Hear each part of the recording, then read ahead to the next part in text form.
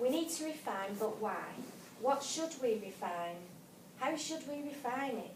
We need to analyse this in order to support the business infrastructure. I've done lots and lots of research over the last 2 months. We've done lots of forecasting, we've looked at statistics and measures. Our forecast for up to July, which is the end of our financial year, we predicted, this is just normal sales, we predicted that we'd have a 20% increase each year. However, the new business that was secured in December hasn't even been included in this forecast. So we need to realign everything and reforecast everything. So I'm actually heading up a transformation programme. I presented this to the exec board 2 months ago, well, January it was, to look at streamlining the processes and implementations.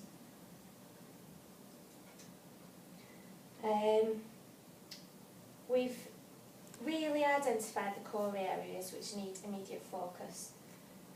The immediate focus is the sales order system, making sure that we can streamline this, because currently we did a value stream mapping exercise and it's taken about 68 days from the receipt of the order through to the deployment and training.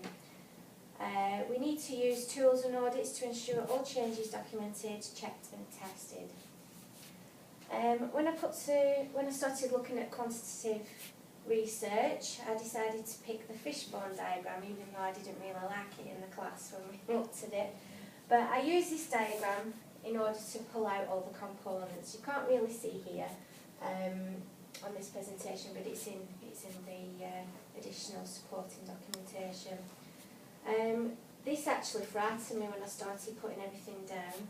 I need to lead the teams on all of these processes, and when I saw them on paper I just thought, oh my God, how am I going to tackle all of this? It's just unbelievable. I'd already prepared a SWOT analysis in January as part of a presentation to the exec board members. I thought that I would include it today because you can see all the background and research I've already been working on. And you know, we have, overall in operations, we have lots of strengths. It's well managed and experienced, like me, because I head it up. There's good control processes. We have a very good team. I've trained everybody up on every different element of the tasks in the office, so we can change direction very quickly. We've got very good team dynamics. We regularly are audited. We do audit checks every month. The opportunities that we have, obviously we've got increasing profits now and we've got lots of cash flow around, so maybe we can start investing in paperless technology, improve our efficiencies and customer care, keep building our strong reputation, and start to build an internal implementation team to start support planning and faster deployment of goods. So we need to build on a training curriculum which we've just launched. We're currently going to use Moodle and pull together a Connect Training Academy so that all of our customers can go on and be properly accredited for the training, rather than us going out on site and doing lots of training, which is causing a lot of extra resources for us. So the weaknesses are, obviously we're all under-resourced now, we're all trying to deploy everything. So a lot of work means an increase in mistakes. The current processes that we put in place 2 years ago are now too clunky. There's lots of non-value added time constraints which we've measured through the value stream mapping. Time management in particular, SMTs are unable to lead and research. I'm still doing my day job, but I'm trying to plan and forecast and lead by example. The threats are rapid growth impacting on delivery, team dynamics, reputation and demand, lack of appraisals within our HR. This will increase staff turnover if people aren't properly developed and have a career path. Lack of process in departments will affect delivery and customer satisfaction. Also, we've got lots of IT platforms that we need to do a full audit on as well. So, my ideas for this project, where do I start? There were lots of different models that we could use, lots of different areas in the business. I looked at TQM. We're currently ISO 9001, but really should we be not aiming for ISO 27001 now? Is it 27001? Communications model, my little diagram hasn't come up there.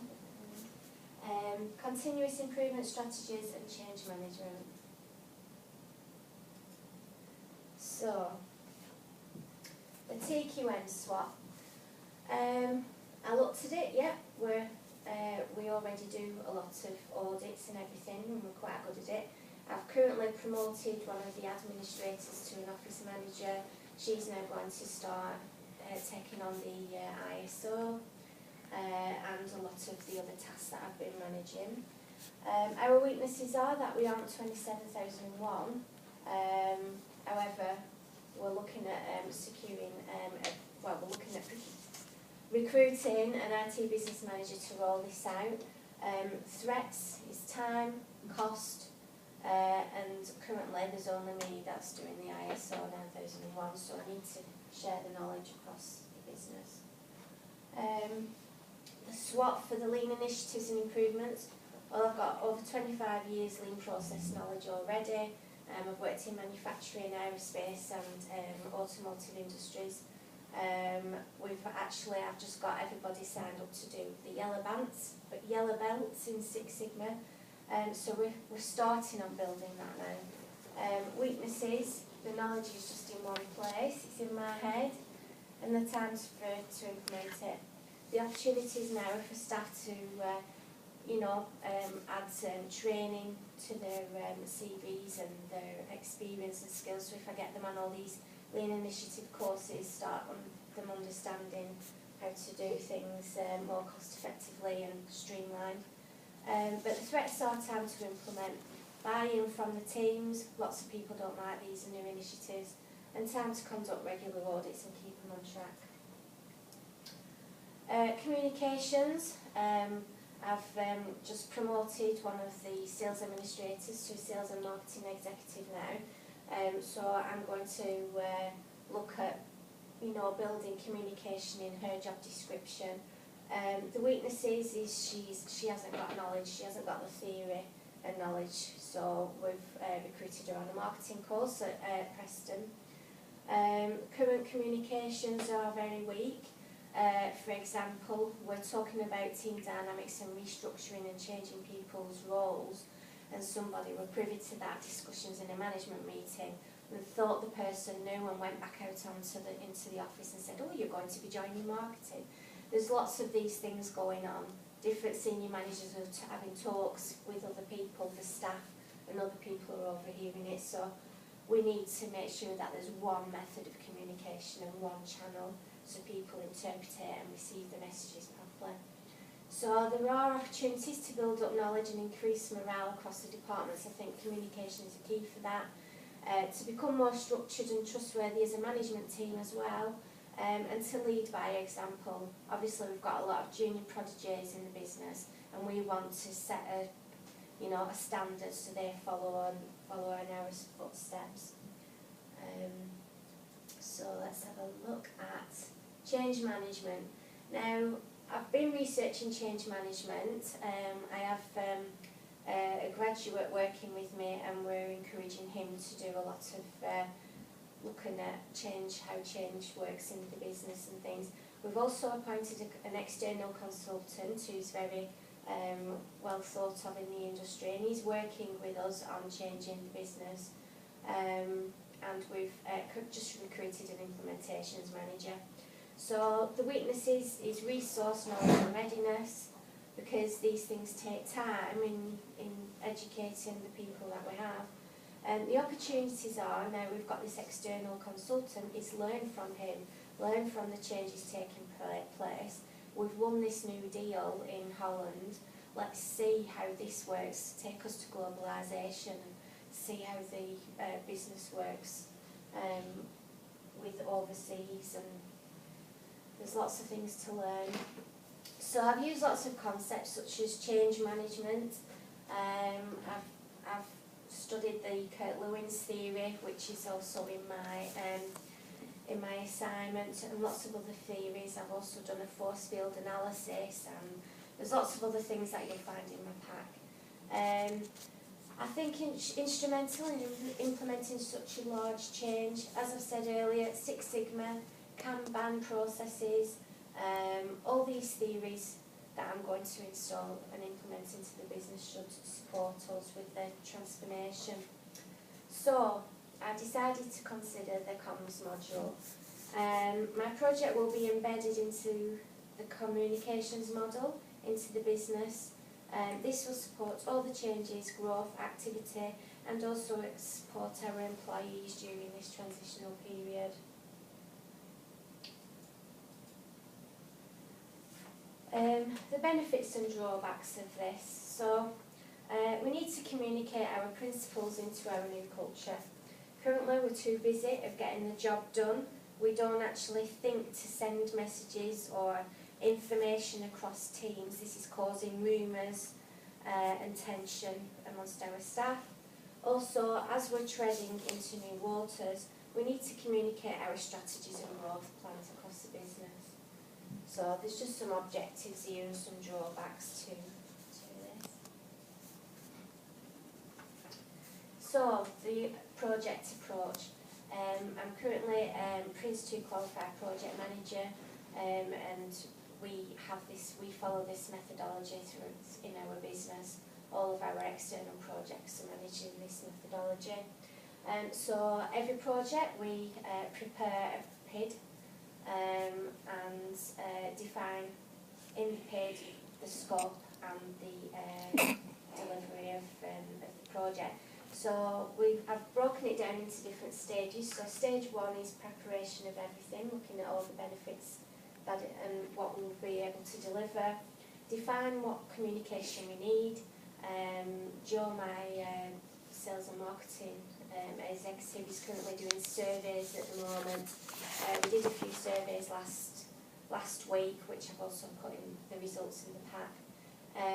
We've identified forms of communication channels, but we need to get that sign-off from stakeholders and the senior management team. We need to plan it effectively, and obviously one of the main keys is stage 6, feedback.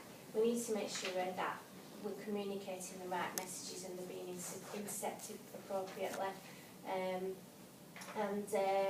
organisation factors. And then what we will do, we will launch the communications model and document it. And after it's been embedded a bit, we'll do a post-project review. So I've prepared a Gantt chart. I've already given this out, so we're going to start working on it now.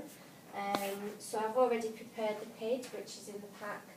We're going to have a consultation period, agree project timeline, resources and costs, but I've already estimated the costs. So we've estimated it'll take 18 days to implement, and there will be various team members that we need buy-in from.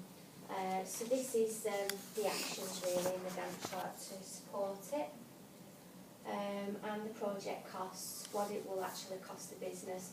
Overall, with all the different people involved, it will cost about nearly 5k to implement. So, have you any questions? Well, I've just got one.